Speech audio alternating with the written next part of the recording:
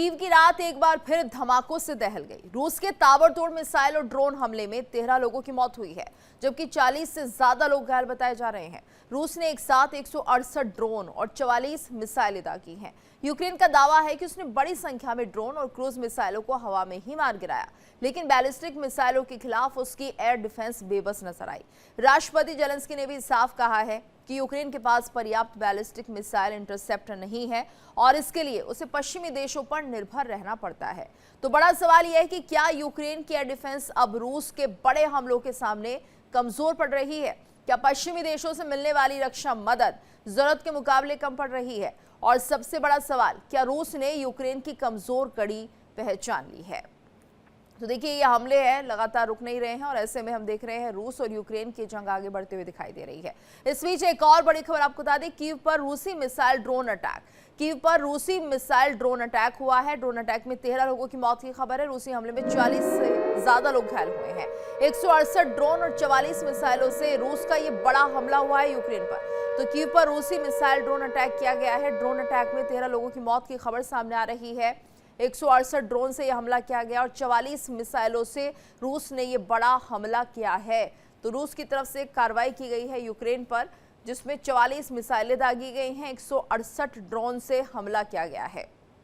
Ukraine और रूस की जंग खत्म नहीं हो रही है, बहुत ज्यादा एस्केलेशन इसका बढ़ गया है।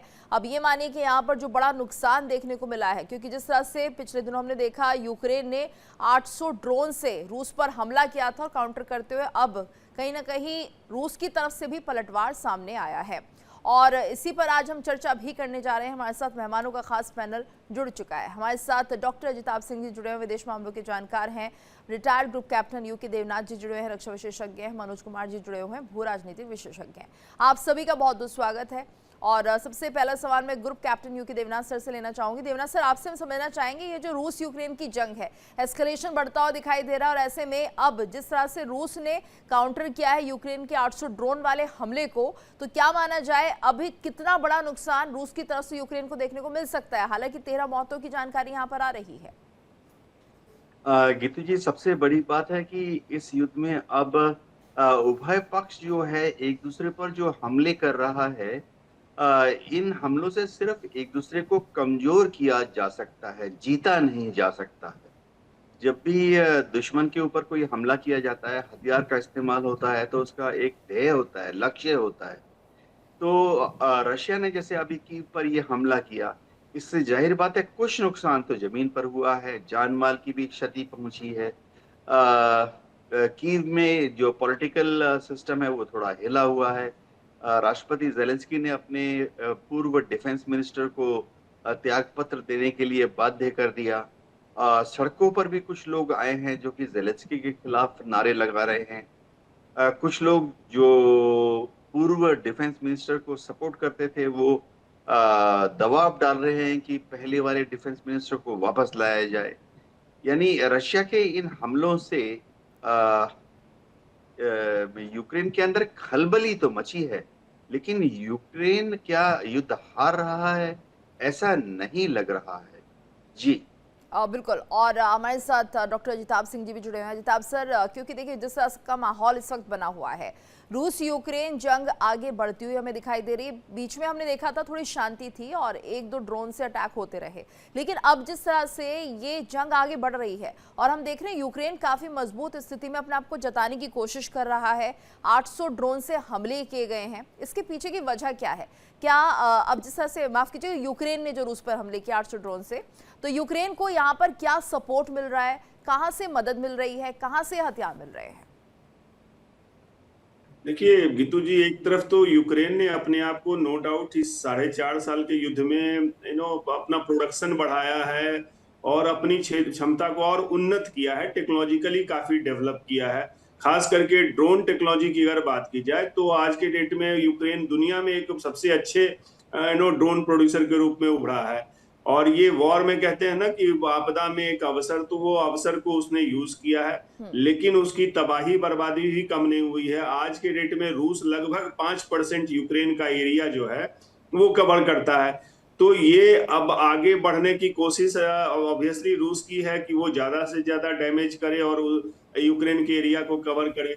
दूसरी तरफ यूक्रेन ने भी जो उसकी क्षमता बढ़ी है और जो खास करके नेटो के और अमेरिका से जो उसको सहयोग मिला है, खबरें ये आई हैं कि ब्रिटेन ने उसको काफी बड़ी मात्रा में ड्रोन की सप्लाई की है और मिसाइल की भी सपोर्ट अमेरिका की तरफ से उसको लगातार मिलता है।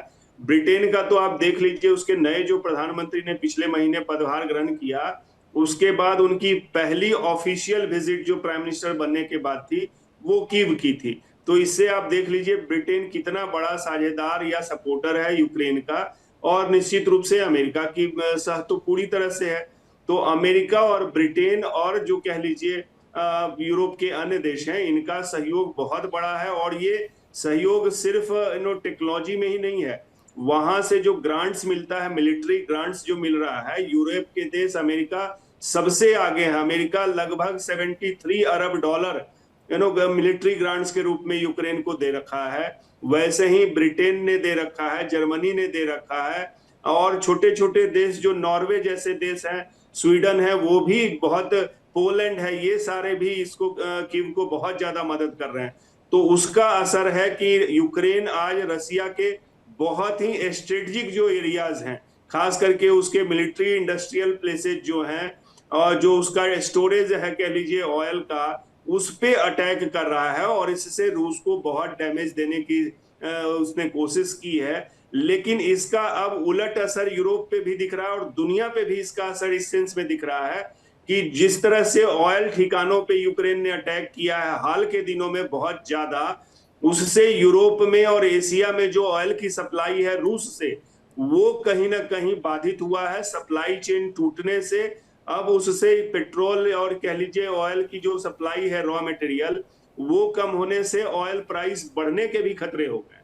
जी बिल्कुल। और ऐसे में मनोज जी, क्या माना जाए कि एक नई रणनीति पर यूक्रेन आगे बढ़ना चाहता है, यानी किसी तरह की मध्यस्थता नहीं चाहिए यूक्रेन को। हालांकि बहुत सा ऐसा एरिया है, बहुत सी ऐसी जमीन है जो कि रूस लगातार कब्जा करता हुआ दिखाई दे रहा है, यानी यूक्रेन का काफी हिस्सा जो है अब रूस के कब्जे में। लेकिन उसके बाद भी आखिर यहाँ पर अगर हम बात करें किस तरह की सोच जेलेंस्की की है, वो क्या चाह रहे हैं अपने देश को लेकर, उन्होंने क्या तय किया है? क्या ये जंग, ये युद्ध ऐसे ही चलता रहेगा, या वो बीच में मध्यस्थता करने के लिए, या फिर ये कोशिश करेंगे कोई आए और मध्यस्थता करके उनकी जो युद्ध है उस पर विराम लगाए?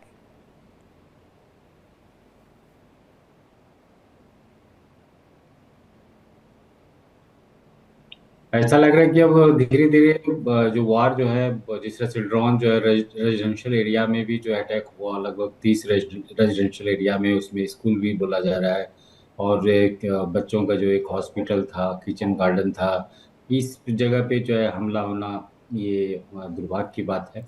नॉर्मली हम लोग देखते थे कि ब्रिजेज में या जो पावर प्लांट्स होता था उस एरिया में ज़्यादा होता था, ताकि जो है एक इकोनॉमिक डैमेज हो। चाहे यूक्रेन भी यही काम करते थे और रशिया का भी एक यही रूप रहता था। लेकिन जिस तरह से देख रहे हैं कि खुलेआम जो है इंग्लैंड, यूके ने जो ड्रोन प्रोवाइड किया यूक्रेन को, और उससे जो है बहुत क्षति हुआ है रशिया को। तो उसके जवाब में जो है 168 लगभग जो है ड्रोन और 44 मिसाइल से जो है रूस ने हमला किया है। तो ऐसा लग रहा है कि थोड़ा आने वाले समय में इंटेंसिटी जो है वार का वो बढ़ेगा। लेकिन जिस तरह से ये कंडीशन है और वार जैसे चल रहा है अभी, ऐसा नहीं लग रहा है कि आने वाले समय में कुछ होने वाला है, अनलेस कि यूक्रेन में जो है एक नॉर्मली वहाँ पे के लोग तो चाहते नहीं हैं, बहुत से ऐसे लोग हैं वो चाहते नहीं कि जो है रशिया के साथ वार हो। लेकिन जिस तरह से प्रेसिडेंट जेलेंस्की जो है वो एक नाटो कंट्री हो, चाहे यूरोपियन यूनियन हो, ईयू हो, इसके बल पे वो वार लड़ रहा है। और जिस तरह से जर्मनी हो, चाहे इंग्लैंड हो, ये फाइनेंशियल हो, चाहे वेपन्स हो, ड्रोन हो, ये प्रोवाइड करता है, और अमेरिका भी किसी न किसी रूप में सपोर्ट कर ही रहा है। और हालांकि पिछले कुछ दिनों से जो है वो ट्रम्प के साथ जेलेंस्की का वार्ता उतना नहीं हुआ जितना नॉर्मली हम लोग देखते थे कि फ्रिक्वेंट वे में जो है होते रहता था। तो अब जो कि इस तरह का वार पिछले 4 साल से ये चल रहा है, और कोई एक मीटिंग भी नहीं हुआ है अब तक पुतिन और जेलेंस्की के बीच में। तो अभी एक्सपेक्ट करना कि आने वाले समय कुछ डेवलपमेंट होगा, ऐसा नहीं दिख रहा है। और जिस तरह से अमेरिका का जो इन्वॉल्वमेंट है वो ईरान में जिस तरह से लगभग हार ही चुका है, और कुछ न कुछ जीत कोशिश कर रहा है कि साइकोलॉजिकल जीत हो या कुछ ऐसा एडवांटेज हो, ताकि जो है को अपने इलेक्शन जो आने वाला है उसमें कुछ अपना बता सके। रिपब्लिकन ने इस तरह का काम किया है, तो जिस तरह से अमेरिका फंसता जा रहा है वैसे कंडीशन में अब लग रहा है कि रशिया और यूक्रेन का वार जो है ये कंटिन्यू रहेगा। और जब तक जो है ट्रम्प कुछ यूक्रेन को एक वार्ता के लिए ना बुलाए और रशियन प्रेसिडेंट पुतिन से बात ना जी करे, तब तक ऐसा नहीं लग रहा है कि आने वाले समय में कुछ बिल्कुल, शांति यानी वार्ता होगी। कहीं भी मध्यस्थता होने की कोई भी आहट नहीं दिख रही है, बल्कि ये जो युद्ध है और ज्यादा एस्केलेशन की तरफ बढ़ता हुआ दिख रहा है। एक बड़ी खबर, रूस का बड़ा ड्रोन मिसाइल अटैक, 168 ड्रोन और 44 मिसाइलें दागी गई हैं। ड्रोन मिसाइल अटैक पर यूक्रेन का दावा, 146 ड्रोन और 39 क्रूज मिसाइलें मार गिराई गई हैं। तो बैलिस्टिक मिसाइलों को इंटरसेप्ट नहीं कर पाई यूक्रेन की एयर डिफेंस। हवा, जमीन और समुद्र से रूस ने हमला किया है। हमले को लेकर रूस का दावा, सैन्य ठिकाने और हथियारों के गोदाम निशाने पर। तो ड्रोन मिसाइल अटैक पर यूक्रेन का ये बड़ा दावा, और ऐसे में 146 ड्रोन और 39 क्रूज मिसाइलें मार गिराई गई हैं। बैलिस्टिक मिसाइलों को इंटरसेप्ट नहीं कर पाई है यूक्रेन की एयर डिफेंस। और यहाँ पर देखिए, जिस तरह से देवनाथ सर हम देख रहे हैं कि रूस जो है कहीं ना कहीं कुछ ऐसी ड्रोन अटैक जो किए गए थे यूक्रेन की तरफ से, उनको इंटरसेप्ट नहीं कर पाया, ऐसी जानकारी भी सामने आ रही है। और यूक्रेन ने शायद इसी को हथियार बना लिया है, या यूं कहें कि कमजोरी रूस की यहाँ पर यूक्रेन ने पकड़ ली है, जिस पर कि वो काम करता हुआ दिख रहा है। इसका असर रूस पर क्या होगा? जी हाँ गीतू जी, किसी भी एयर डिफेंस सिस्टम की कमजोरी होती है कि वह अपने लॉन्चर्स पर एक बार में एक सीमित नंबर मिसाइलें लोड कर सकते हैं। एक लॉन्चर पर आमतौर पर डिजाइन के अनुसार 6, 12, फिर एक यूनिट में आमतौर पर 3 या 4 लॉन्चर स्थित होते हैं। तो एक यूनिट जो है उसमें अगर 3 या 4 लॉन्चर हैं तो उनमें आप समझिए 36 या 48 एयर डिफेंस मिसाइल एक बार में लोड कर सकते हैं। तो जब दुश्मन के ड्रोन आते हैं, दुश्मन के बैलिस्टिक मिसाइल आते हैं, तो आप ज्यादा से ज्यादा उनमें से 36 या 48 को शूट डाउन कर सकते हैं। तो टेक्निक ये है कि एक साथ मास स्वार्म अटैक किए जाते हैं, जिसमें कि एक साथ 100-200 ड्रोन, और अगर ब्लास्टिक मिसाइल लॉन्च कर रहे हैं तो बैलिस्टिक मिसाइल एक साथ 40-60 को लॉन्च किया जाता है, ताकि उनमें से अगर 36-48 शॉट डाउन भी हो गए, फिर भी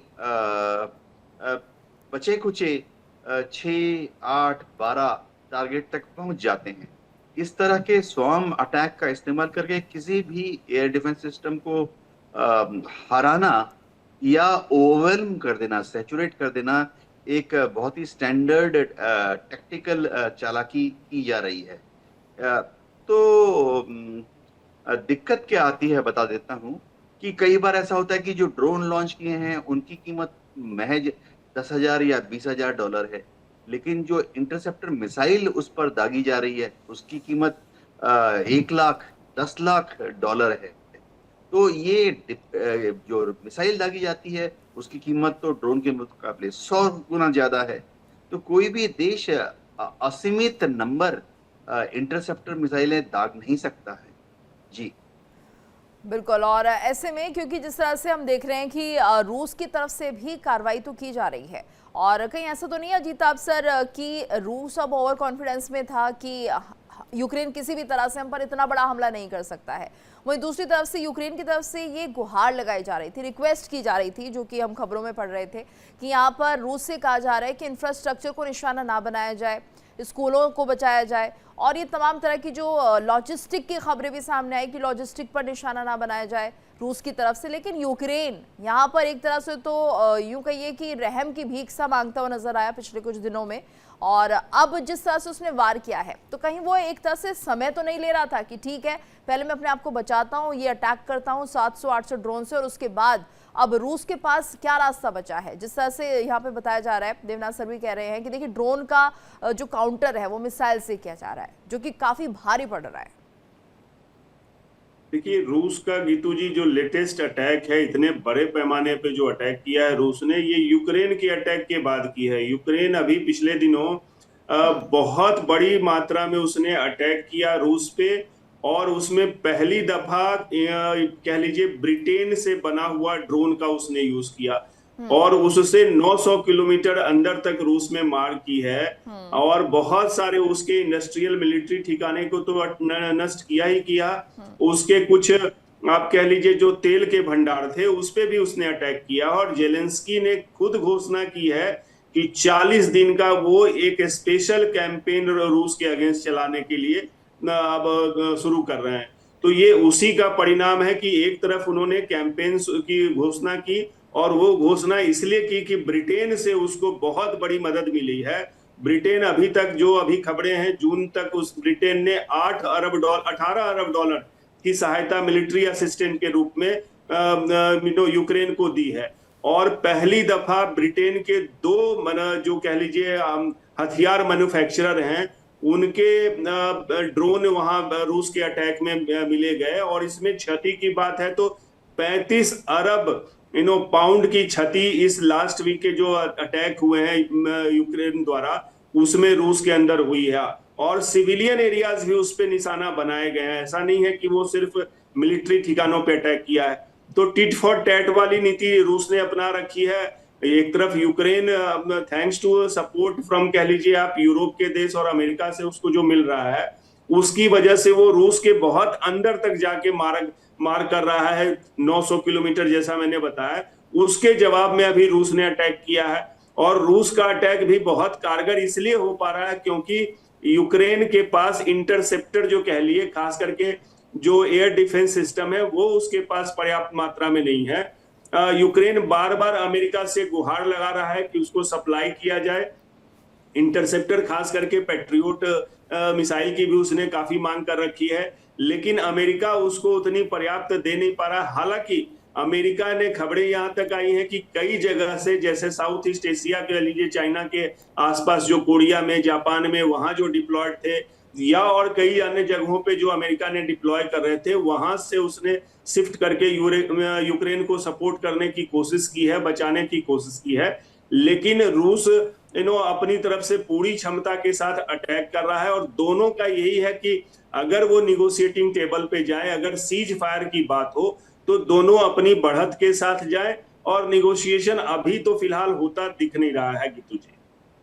बिल्कुल। और ऐसे में जिस तरह से ये बड़ी खबर सामने आई, और यहाँ पर कहीं ना कहीं ये भी देखने को मिल रहा है कि जेलेंस्की एक तरह से पूरी तरह से तैयार है, मनोज जी। और अगर जेलेंस्की यहाँ पर तैयारी कर रहे हैं तो जाहिर सी बात है कि उनके पास इतना बैकअप आ चुका है कि अभी वो रूस पर एक बार फिर से ऐसी ही कोशिश करेंगे। हालांकि जब तक ये बात जो है सामने नहीं आ पाएगी कि आखिर किस तरह की प्लानिंग यूक्रेन के दिमाग में चल रही है, अभी स्थिति साफ नहीं हो पाएगी। लेकिन फिलहाल यही कहा जा सकता है कि काउंटर यूं ही होता रहेगा और यूक्रेन की जो जंग है वो यूं ही चलती रहेगी। इस बीच एक बड़ी खबर आ रही है, यूक्रेन के राष्ट्रपति जेलेंस्की का बयान भी सामने आया है। बैलिस्टिक मिसाइलों के खिलाफ क्षमता बढ़ानी होगी, तो जेलेंस्की ने मांगे हैं पैट्रियट इंटरसेप्टर, पश्चिम से मदद की अपील की है। मजबूत एयर डिफेंस के बिना रूस पर दबाव मुश्किल है, तो जेलेंस्की यहाँ पर सीधे तौर पर ये कह रहे हैं कि पश्चिमी देश उनकी मदद करें और उन्हें पैट्रियट इंटरसेप्टर दिए जाएं, तो मजबूत एयर डिफेंस के बिना रूस पर दबाव मुश्किल है। मनोज जी, इसे आप कैसे देखते हैं? जेलेंस्की यहाँ पर कह रहे हैं कि जब तक एयर डिफेंस मजबूत नहीं होगा, रूस पर हम प्रेशर नहीं बना सकते हैं, तो पश्चिमी देशों की मदद यूक्रेन को मिल रही है यहाँ पर।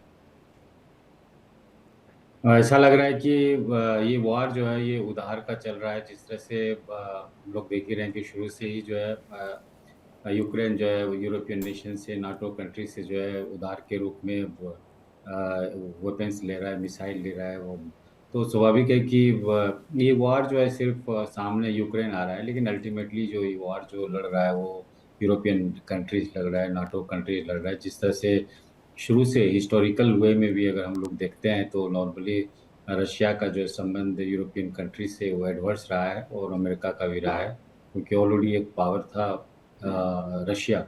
और एक्सपेंशन की नीति नॉर्मली हम लोग देखते हैं, और या वर्चस्व की नीति रशिया का नॉर्मली ये रहता है कि जो नेबरिंग कंट्रीज़ हैं उनके वो फेवर में आ जाए, या यूरोपियन कंट्रीज़ के आसपास ना रहे।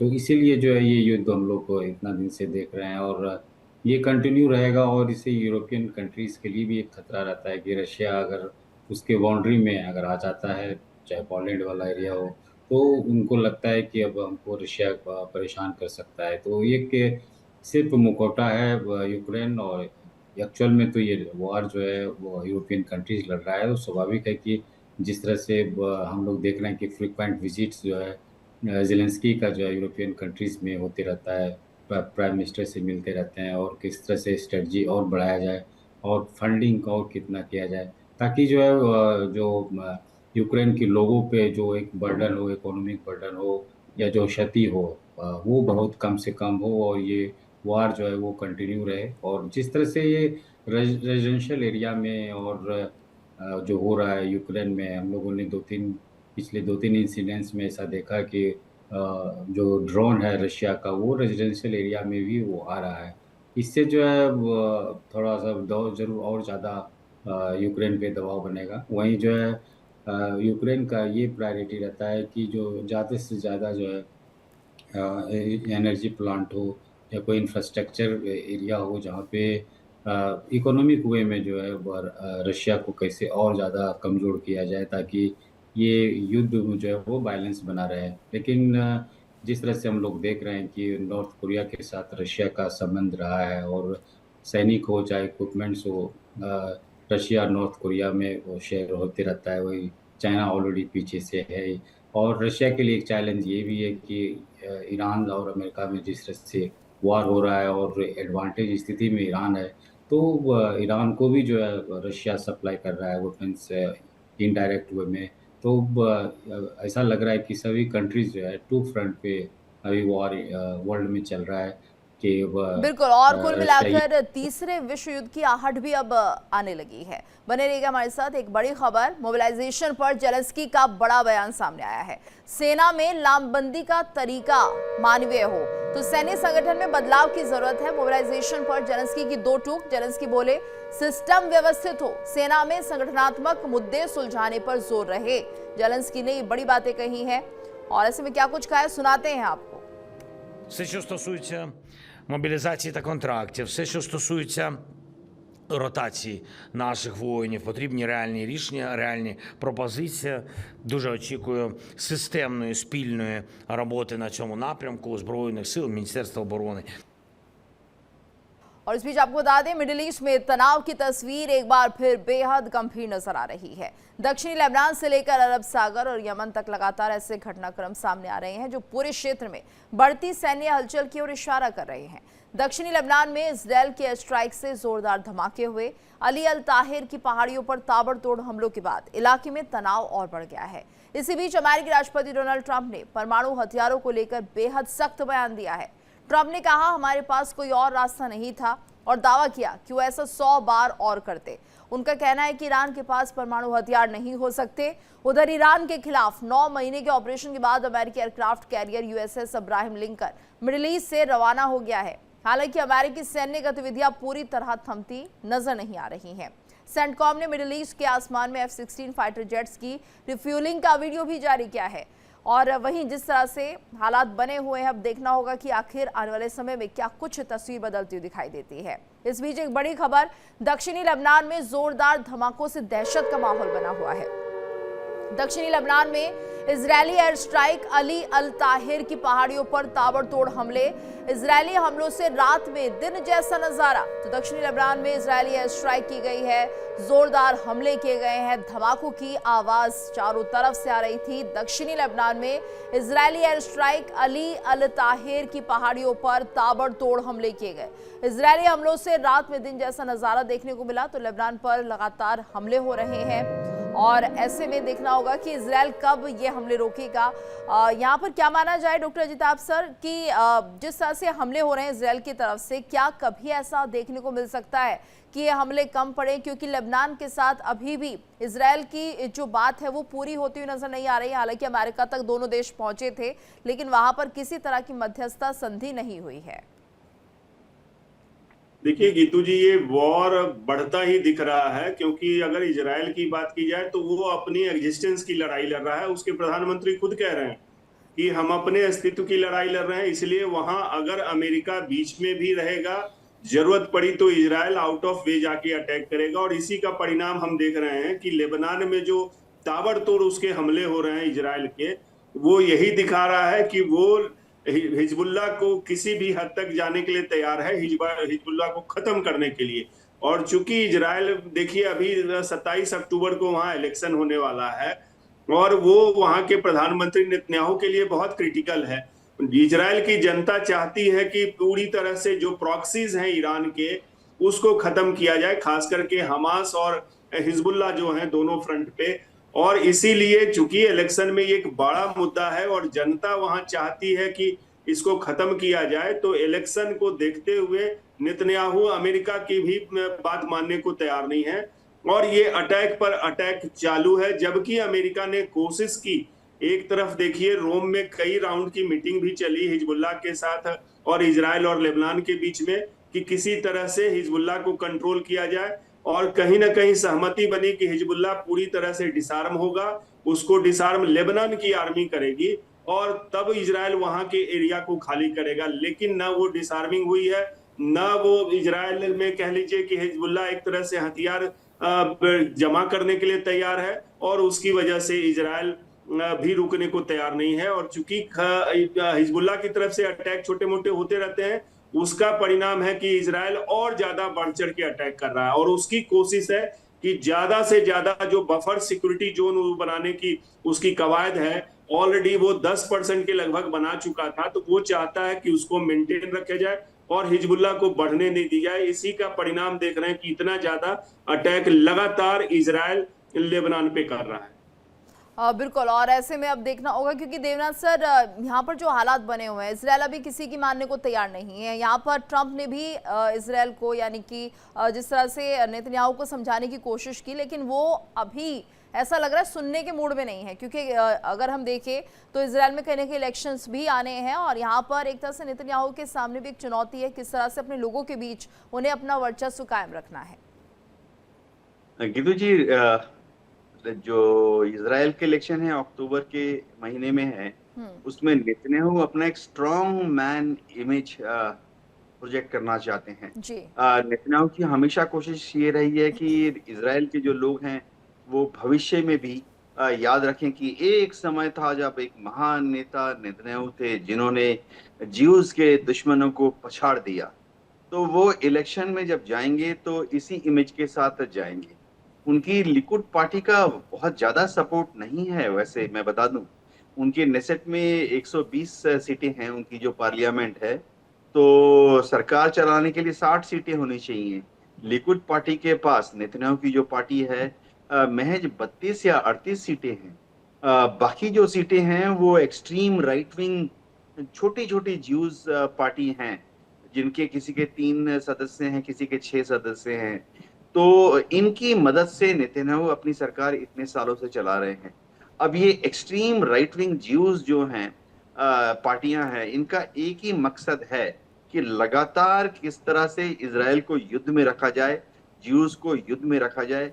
क्योंकि ये राइट विंग ज्यूज यकीन करती हैं कि जब तक एक बड़ा इजराइल, बृहत विहंगम इजराइल नहीं बनता, तब तक इस युद्ध को जारी करना चाहिए। इन्होंने तो एक नक्शा भी जारी कर दिया है जो कि 2000 साल 1000 साल से ज्यूज क्लेम करते रहे हैं। नेतन्याहू ने भी स्टेज पर आके उस नक्शा को दिखाया था, जिसमें दिखाते कि बृहद इजराइल बनेगा, जो कि मिस्र के नील नदी से शुरू होकर इराक के टिग्रिस नदी, यूफ्रेटिस नदी तक फैलेगा। उस नक्शे में लेबनान और जॉर्डन वो भी इजराइल के नीचे दिखाए गए हैं।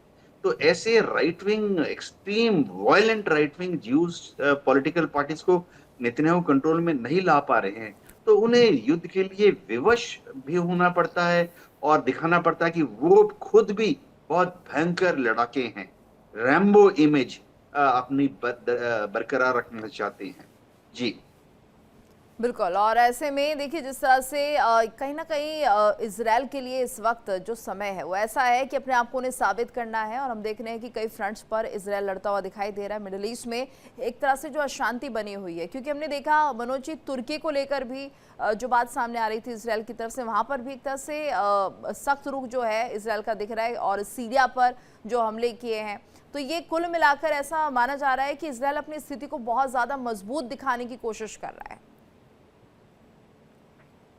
ऐसा लग रहा है कि जैसे जैसे इलेक्शन नज़दीक आ रहा है और उससे जो है नेतन्याहू पे एडिशनल प्रेशर बन रहा है कि किसी तरह से जो है ये वार जो है वो कंटिन्यू रहे, और एक मैसेज जो है आवाम को जाए इजराइल में कि वह युद्ध जो है कंटिन्यू है और इजराइल जो है एडवांटेज लेने के पोजीशन में है। लेकिन ऐसा होने वाला नहीं है। जिस तरह से हम लोगों ने देखा कि अमेरिका का भी एक प्रेशर था मिडल ईस्ट कंट्रीज़ को कि अकाउंट में साइन किया जाए, इससे जो है एक फ्रेंडली रिलेशन हो इजराइल के साथ, लेकिन कोई भी मुस्लिम कंट्रीज जो है वो तैयार नहीं है। तो जिस तरह से कुछ एडवांटेज लेने का था लेकिन वो तैयार नहीं है, और जिस तरह से ईरान जो है एक एडवांटेज पोजीशन में मिडिल ईस्ट में आ रहा है, इससे स्वाभाविक है कि इजराइल के लिए एक बहुत बड़ा सरदर्द तो होगा आने वाले समय में भी, क्योंकि जिस तरह से उनके जो ग्रुप्स हैं, चाहे जितने भी हैं उनको किसी न किसी रूप में जो है ईरान जो है वो सपोर्ट करते रहता है, और हम लोग बीच बीच में हम देखते रहते हैं कि उन पे हिजबुल्लाह हो उस पे हमला होते रहता है। तो स्वाभाविक है कि जब तक ये इलेक्शन कंप्लीट ना हो तब तक ये आशा हम लोग नहीं कर सकते हैं कि आने वाले समय में मिडिल ईस्ट कंट्रीज़ में चाहे इजराइल के आसपास जहाँ पे भी वार हो रहा है वो जो है वहाँ पे शांति स्थापित हो सके। तो ये आने वाले 1-2 महीना इसी तरह से का रहेगा, और जिस तरह से तुर्की का भी एक मामला आया है सीरिया में, बोला जा रहा है कि उनके लैंड को जो है कैप्चर करने की बात कही जा रही है, उस पे इजराइल का एक कंसर्न है। और जिस तरह से हम लोगों ने देखा कि 3 कंट्रीज़ में जो एक अलायंस बना है, अब ये भी देखना है कि क्या पाकिस्तान भी कुछ स्टेटमेंट देगा, चाहे सऊदी अरब भी देगा। जिस तरह से हम लोग देख रहे हैं कि हुती ने जो है किस तरह से परेशान किया हुआ है सऊदी अरब को, वहाँ ऑन डेली बेसिस पे उनके एयरपोर्ट पे या उनके शिप पे जो है वो हमला होते आ रहा है और कर ही रहा है। तो इस तरह से जो है इक्वेशन बना हुआ है मिडिल ईस्ट कंट्रीज़ में, और इजराइल ने जिस तरह से जो है एडवांटेज लेने की पोजीशन में है, ऐसा नहीं दिख रहा है। इससे जो है एक चुनावी जो मुद्दा होने वाला है ये तो रहेगा ही, और एक हार का भी सामना करना पड़ सकता है, क्योंकि इजराइल में जो अपोजिशन पार्टीज़ हैं वो भी जो है उनका भी यही रहता है व्यू, वो लोगों के पास यही उनका चुनावी मुद्दा होता है कि वार जो है कंटिन्यू रहना चाहिए। इजराइल का वर्चस्व जो है मिडिल ईस्ट कंट्रीज़ के आसपास उनका बरकरार रहे किसी न किसी रूप में, और जितने भी टेररिस्ट ऑर्गेनाइजेशन है इजराइल के आधार पे उनको जो है ख़त्म किया जाए। लेकिन ख़त्म तो नहीं किया जा सकता है कि जिस तरह से हम लोग लेबनान में भी देख रहे हैं, वहाँ पे भी हिजबुल्लाह जो है गवर्नमेंट का भी पार्ट है, गवर्नमेंट में भी कुछ लोग इन्वॉल्व हैं। तो ये बहुत ही मुश्किल है कि इजराइल के लिए कि कम्प्लीटली जो है इरेडिकेट कर सके। जिस तरह से गाज़ा में भी हम लोगों ने देखा कि इतना डिस्ट्रक्शन करने के बावजूद भी आज इजराइल ये नहीं क्लेम कर सकता है कि वो ओवरऑल जो है फ़िलिस्तीन पे चाहे गाज़ा पे जो है वो विन कर लिया है। जिस तरह से आलोचना भी हम लोग देख ही रहे हैं, और डोनाल्ड ट्रंप ने भी जिस तरह से रोक रहा है, और डोनाल्ड ट्रंप को भी अपना जो है चुनाव लड़ना है। तो हम लोगों ने बिल्कुल, देखा यानी कि पिछले यहाँ दिनों पर जो थोड़ा है सा लग रहा है कि चुनाव पर ज्यादा फोकस हो रहा है, चाहे ट्रंप की बात करें या नेतन्याहू की बात करें। इस बीच एक बड़ी खबर, अमेरिकी राष्ट्रपति डोनाल्ड ट्रंप का बयान सामने आया है। हमारे पास कोई और रास्ता नहीं था, ये ट्रंप का कहना है। ट्रंप बोले कि मैं ऐसा 100 बार और करता, उनके पास परमाणु हथियार नहीं हो सकते हैं। तो ट्रंप का सख्त संदेश, परमाणु हथियार की इजाजत नहीं है। ये बड़ी खबर, ट्रंप ने जिस तरह से बयान दिया है, अमेरिकी राष्ट्रपति डोनाल्ड ट्रंप का ये बयान अपने आप सुर्खियां बटोर रहा है, क्योंकि यहाँ पर जिस तरह से उन्होंने कहा कि हमारे पास कोई और रास्ता नहीं था।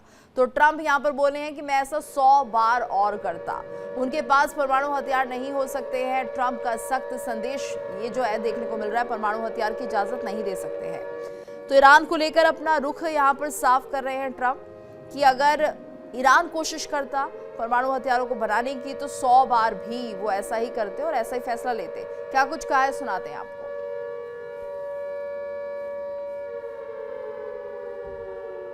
Defeating Iran, which is being very badly defeated. Pretty soon I'll be declaring the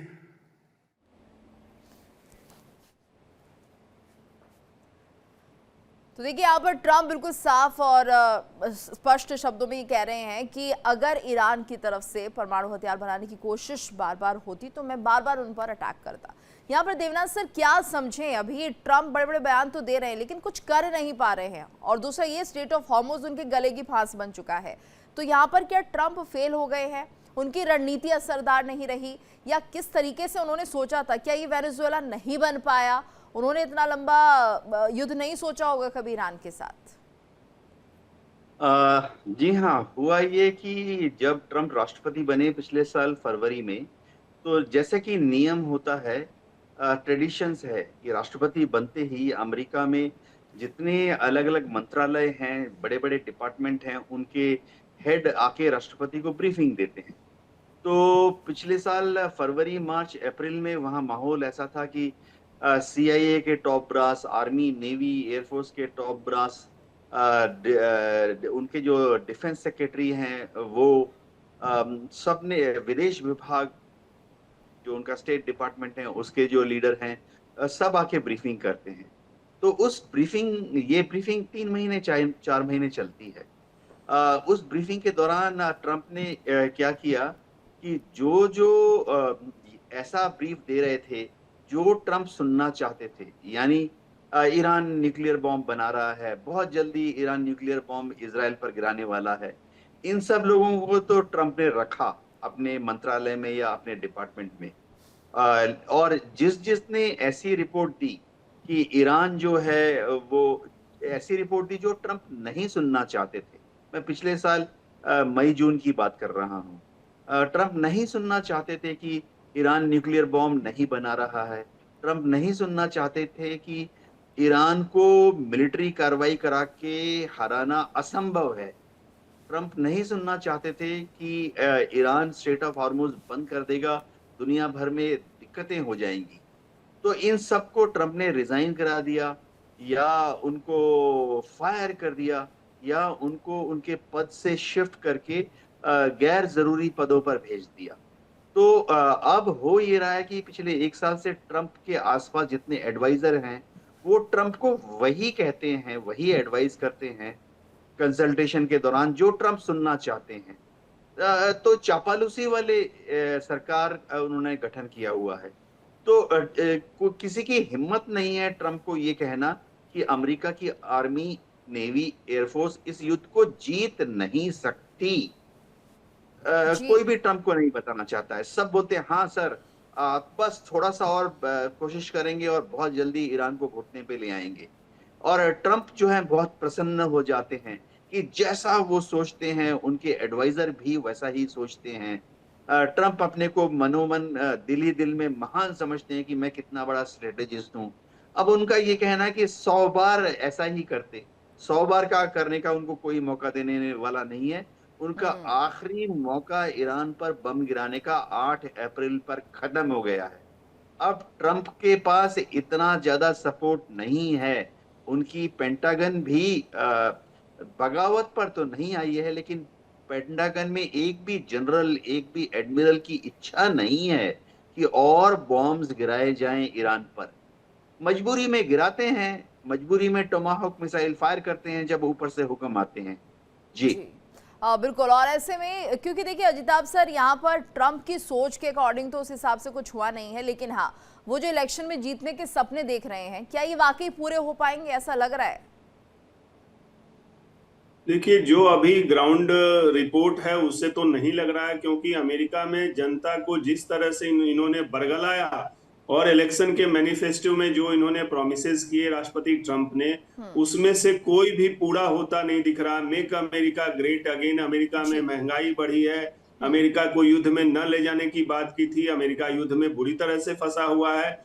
Iran में तो डायरेक्ट है और यूक्रेन में इनडायरेक्ट है। इसके अलावा कई और जो उनके अपने पार्टनर्स हैं, चाहे वो नेटो के देश है, कनाडा, उनके जो पड़ोसी देश हैं, उनको भी उन्होंने ऑफेंड किया है। तो पूरे अमेरिका और अमेरिका के आसपास कह लीजिए और दूर तक भी उन्होंने वैश्विक व्यवस्था को जियो पॉलिटिक्स को बहुत ही अव्यवस्थित कर दिया है, और उसका परिणाम आर्थिक दबाव भी बना है, आर्थिक महामारी एक तरह से कह लीजिए, और ऊर्जा संकट के रूप में आया है। तो मुझे नहीं लगता, राष्ट्रपति ट्रंप दम्भ तो भरते हैं, लेकिन वो जो भी उनकी कथनी और करनी में गीतू जी बहुत ज्यादा डिफरेंस है। 2025 में अमेरिका के इंटेलिजेंस ने उनको रिपोर्ट दी थी, और इंटरनेशनल एटॉमिक एनर्जी एजेंसी ने, कि ईरान परमाणु बम नहीं बना रहा है, ये IRA की रिपोर्ट थी। उसके बावजूद भी पिछले साल जून में इन्होंने अटैक किया ईरान पे, और बहुत जबरदस्त इजराइल और अमेरिका का अटैक था, और ये क्लेम किया। यहाँ पर जो ट्रंप है वो क्या दिखाना चाहते थे जिताब सर? ट्रंप तो दिखाना चाहते हैं वो सुपरमैन है, उनको नोबेल प्राइज लेना है, 9 युद्ध बंद कर चुके हैं, खत्म कर चुके हैं, और 10वां युद्ध बंद करेंगे, लेकिन खुद ही ये युद्ध को इन्होंने शुरू कर दिया, और ऐसा शुरू कर दिया कि 6 महीने होने चले, इस युद्ध को खत्म करने का उपाय उनको नहीं सूझ रहा है, और अब वो आर्थिक नाकाबंदी को और ज्यादा मजबूत करने की कवायद कर रहे हैं। 47 साल से ईरान पे इन्होंने आर्थिक नाकाबंदी लगा रखी है, सैन्य नाकाबंदी लगा रखी है, अब और क्या कर लेंगे और उससे क्या बिगाड़ लेंगे? बिल्कुल। जब और ईरान के जो मंसूबे हैं, शायद उसके सामने ट्रंप के जो सोच है वो कम पड़ती हुई दिखाई दे रही है। एक बड़ी खबर आ रही है, पहले उसको रुक कर लेते हैं। 9 महीने के ऑपरेशन के बाद मिडिल ईस्ट से अमेरिका की वापसी। 9 महीने के ऑपरेशन के बाद मिडिल ईस्ट से अब अमेरिका ने वापसी कर ली है। ईरान के खिलाफ 9 महीने का ऑपरेशन। तो USS अब्राहम लिंकन की विदाई, मिडिल ईस्ट से रवाना हुआ है USS Abraham Lincoln, San Diego base की ओर लौट रहा है अमेरिकी एयरक्राफ्ट कैरियर। 4 से 5 हफ्तों में सैन डिएगो पहुंचने की उम्मीद है। यहाँ पर अजिताभ सर आपसे रिएक्शन लेना चाहूंगी। USS अब्राहम लिंकन की अगर विदाई हो रही है मिडिल ईस्ट से, अगर इसे रवाना किया जा रहा है, तो फिर आगे की रणनीति किस तरह से होगी?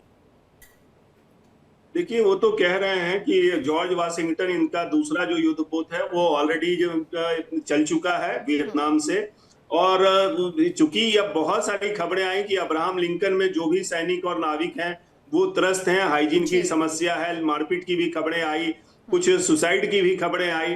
तो ये सारा देखते हुए ये फोर्स हो गए, मतलब कि इसको अब्राहम लिंकन को हटाया जाए और रिप्लेसमेंट दे रहे हैं। अभी भी उनकी अब जो नई घोषणा है कि आर्थिक नाकाबंदी को और मजबूत किया जाए, लेकिन ये अब्राहम लिंकन के चले जाने और जॉर्ज वाशिंगटन युद्धपोत के आने से आर्थिक नाकाबंदी कितनी कारगर होगी? ईरान एक छोटा मोटा देश नहीं है, भारत का आधा कह लीजिए ईरान का एरिया है, और 7 उसके बॉर्डर से 7 देशों से उसका है। जब तक वो पाकिस्तान पे नकेल नहीं करेंगे, जब तक वो तुर्की पे नकेल नहीं करेंगे, तब तक ये आर्थिक नाकाबंदी ईरान की नहीं होगी सफल। और राष्ट्रपति ट्रंप वहां कहीं ना कहीं अनदेखी कर रहे हैं। पाकिस्तान जो दोगला चरित्र लेके बैठा हुआ है, वैसे देशों को ये और बढ़ावा दे रहे हैं। बिल्कुल, ऐसे देशों को बढ़ावा दिया जाता है मनोज जी, क्योंकि पाकिस्तान को हमेशा अमेरिका सपोर्ट करता रहा है, क्योंकि उन्हें भारत के लिए पाकिस्तान को बरकरार रखना है, और ये रणनीति है अमेरिका की, यही माना जाए।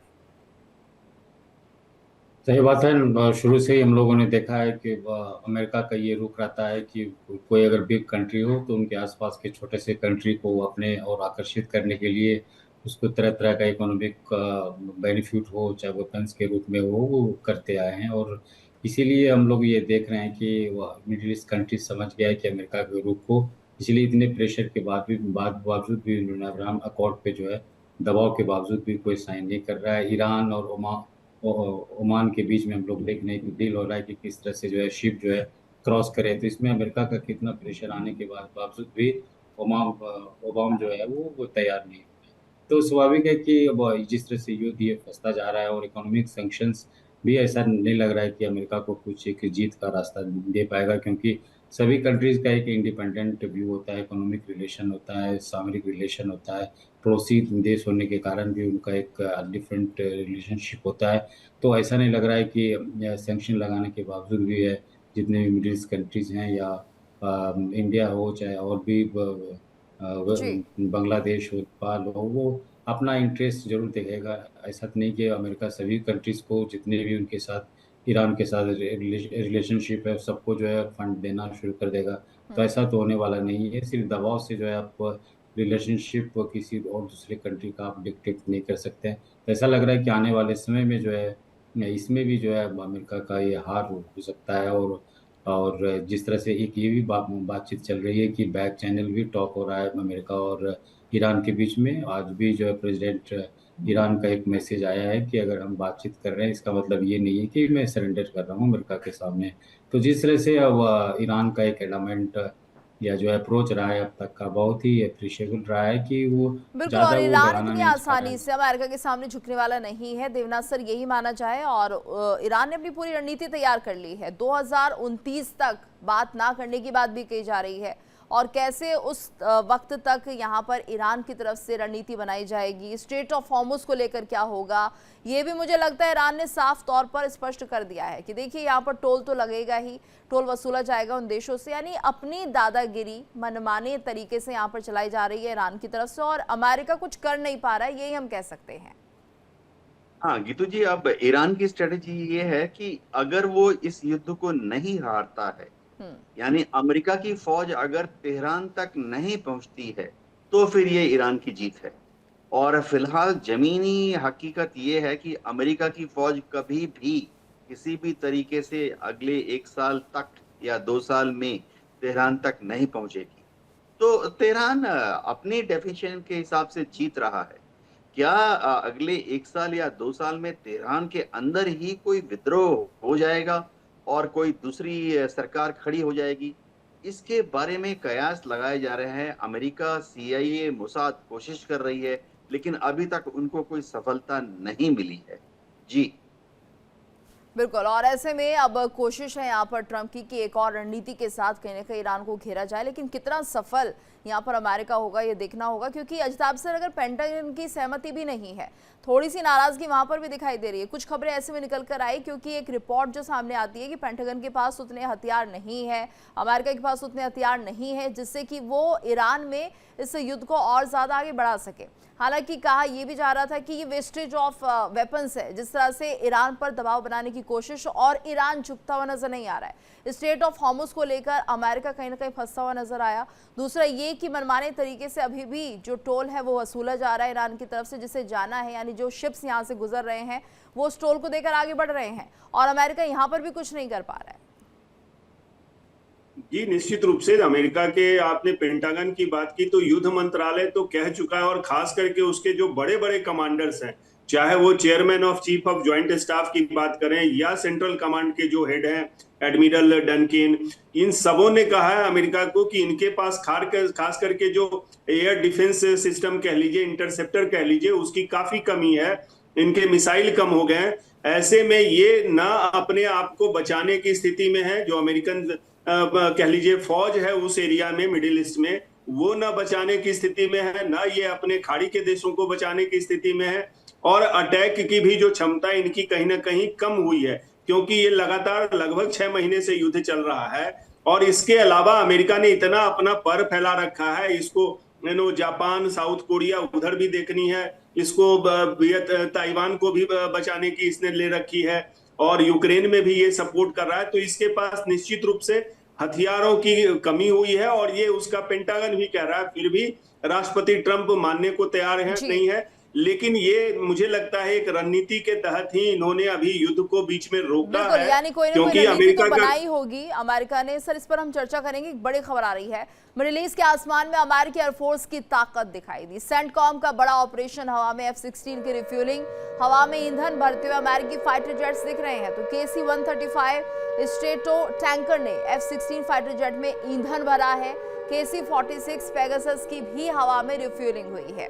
अजताब सर, यहाँ पर देखिए अमेरिका ये अपना एक तरह से ताकत दिखाते हुए नजर आ रहा है। एयरफोर्स की ताकत कितनी है कि हवा में रिफ्यूलिंग की जा रही है, और ये कितनी बड़ी उपलब्धि हो सकती है किसी देश के लिए, और इससे किस तरह से एक तरह से जो कंटिन्यूटी है उसमें ब्रेक नहीं लगता है। देखिए निश्चित रूप से अमेरिका ने अपनी एयर ताकत, खास करके वायुसेना की ताकत तो दिखाई है, और उसी का परिणाम है कि वो ईरान पे इतना कंट्रोल कर चुका है। उसमें खास करके ग्राउंड फोर्सेस तो वो भेजने से रहा, वो अभी तक तो नहीं भेज पाया है, लेकिन उसने एयर फोर्स को यूज करके बहुत बड़ी तबाही की है। और ये दिखा रहा है, इस तरह की जो पोस्चरिंग हो रही है वो एक दिखावा ज्यादा है, क्योंकि देखिए खबरें आई हैं कि 45 इसके एयर रिफ्यूलिंग की, अगर एयरक्राफ्ट की बात की जाए तो ईरान तो क्लेम करता है इसके 45 अमेरिका के रिफ्यूलिंग एयरक्राफ्ट को उसने मार गिराया है। तो अमेरिका के भी एयरफोर्स की कई तरह से ईरान ने बर्बादी की है, उसमें वो सक्षम रहा है। तो कहीं ना कहीं अमेरिका निश्चित रूप से निर्विवाद वो शक्तिशाली है और एयर डिफेंस क्षमता उसकी बहुत ज्यादा है, ईरान से कोई कंपेयर नहीं है। लेकिन कम क्षमताओं, अपने सैन्य नाकाबंदी, आर्थिक तबाही के बावजूद वो खड़ा है और अमेरिका को अच्छी खासी 6 महीने से चैलेंज दे रहा है। मुझे लगता है कि ये ही अमेरिका की हार है और ईरान की यहाँ जीत है। ना कह लीजिए कि एक चूहे और बिल्ली की लड़ाई में इतना अगर टिक रहा है ईरान, वो दिखाता है कि अमेरिका की कूटनीति, रणनीति कहीं ना कहीं पूरी तरह से फेल तो नहीं कहूंगा, लेकिन उसमें बहुत बड़ी खामियां रही हैं। इसीलिए अमेरिका बार बार अपनी नीतियों को चेंज करने के लिए बाध्य होता रहा है। जी बिल्कुल। और अब देखना होगा कि आखिर अमेरिका किस रणनीति के तहत आगे इस युद्ध को बढ़ाता है और किस तरह से हम देखेंगे कि विश्व में शांति कायम हो सकती है अगर अमेरिका एक अपनी सोच के साथ ईरान के साथ इस युद्ध को विराम करे। धन्यवाद करना चाहेंगे आप सभी का हमारे साथ इस चर्चा में जुड़ने के लिए। और इसी के साथ हमारी इस खास पेशकश में इतना ही। वक्त तो चला एक ब्रेक का। ब्रेक के बाद खबरों का सिलसिला लगातार जारी है। देखिए इंडिया डेली 24/7 अब आपके स्मार्ट टीवी पर। इंडिया डेली मौजूद है सभी डिजिटल प्लेटफॉर्म पर लाइव और लगातार। इंडिया डेली 24/7 हर दिन राष्ट्र को समर्पित।